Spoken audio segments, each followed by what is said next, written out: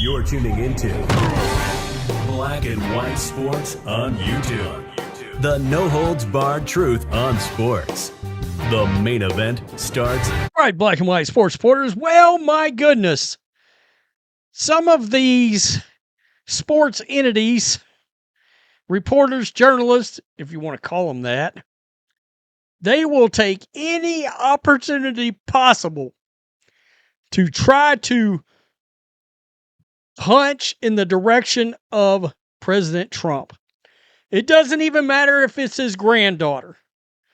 In this case, we got some loser that I guess was covering the Annika LPGA Pro-Am. We know Caitlin Clark made an appearance this week along with Lexi Hull, Sophie Cunningham as the celebrity caddies. And Kai Trump also played in this Pro-Am. Oh, we got a sports reporter. He not too happy about that. And so, in true loser fashion, not only did he go after a young lady that's just the granddaughter of the president. I mean, honestly, to my knowledge, I don't know how political she ever gets. Who cares? Who cares? And then he uses Caitlin Clark to get there. Yeah, you can't make this kind of crap up. You really can. Wow. He would probably make a great WNBA reporter. Maybe ESPN will hire him. Give me reason number 972 to not watch that goofball network. Let's take a look at this. Oh, my goodness. Caitlin Clark and Kai Trump were opportunities for the LPGA, but they aren't the answer. God. Amon Lynch, Golf Week. What is Golf Week? Oh, man. All right. There were no shocks in which storylines dominated coverage of the LPGA Tour in recent days, nor in the fact that none of those attention grabbers involve actual LPGA Tour players. On Wednesday, Caitlin Clark was the epicenter of the Annika, driven by Cambridge at Pelican to give the event its complete, clumsy corporate moniker, where she played alongside Nelly Korda in the Pro-Am. On Thursday and Friday, it was Kai Trump making her tournament debut as a special invitee. Meanwhile, as a quality leaderboard took shape for the business end of things at the weekend, when the aforementioned will have left town. It was unsurprising that Trump struggled. She's ranked 461st best junior in the U.S. that has never played a USGA event. Showed pro form in a few AJGA starts she made in 2025 and was competing for the first time under considerable public scrutiny. Why was there public scrutiny over, did you say it was an 18-year-old? I think I saw that in the article. I think she's 18 years old. Her opening round of 83 was 13 over par and the worst in the field by 4 strokes, but nevertheless had some folks beclown themselves by hailing it a great accomplishment because she didn't shoot 93.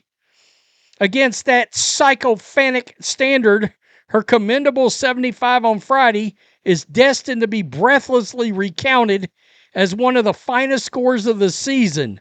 What a loser. I mean, you've got to be the biggest imbecile, the biggest loser to ever walk the planet Earth. Do not think this guy didn't know what he was doing. Threw Caitlin Clark's name in the headline so he could shit on Donald Trump's granddaughter. What are we doing? What are we? These people have no morals, no values, no professional standards.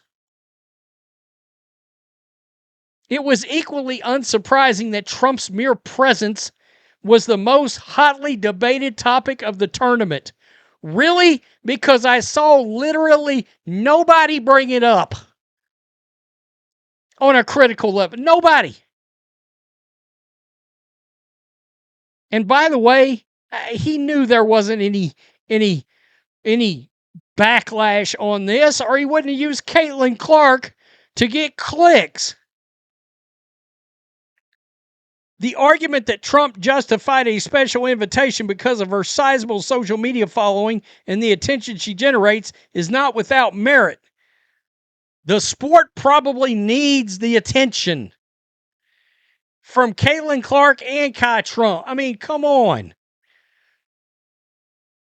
Unbelievable. The counterposition is that not all attention is positive, as plenty of commentators wondered if it all seemed a tad desperate to welcome a team with no hope of making the cut while members struggled for starts and status in the final weeks of the season. I don't know the political leanings of Annika Sorenstam. And of course, this is her tournament. But I'm just guessing. I'm just guessing that if she didn't think it would be good publicity, she wouldn't have been invited.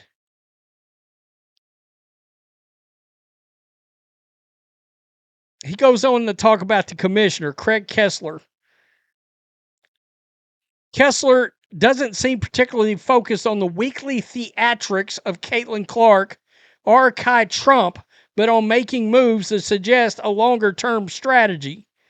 Caitlin Clark played in a pro-am.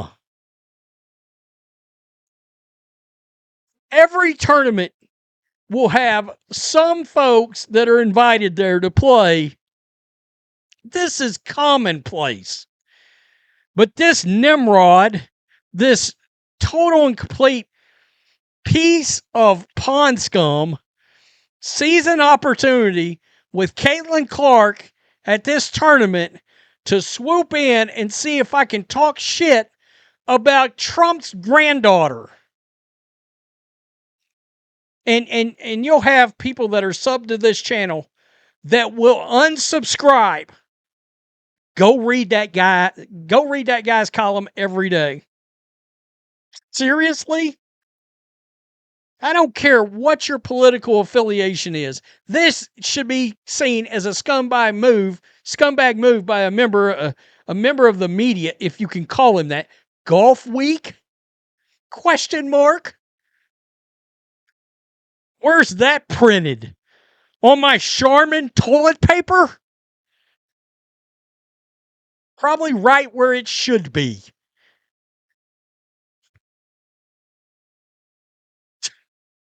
There is no level of lowness that the sports media can sink to in today's climate. Tell me what you think. Wow. Peace. I'm out. Till next time. Thanks for watching the show. Be sure to like, comment, and subscribe. Be sure to tune in next time on Black and White Sports.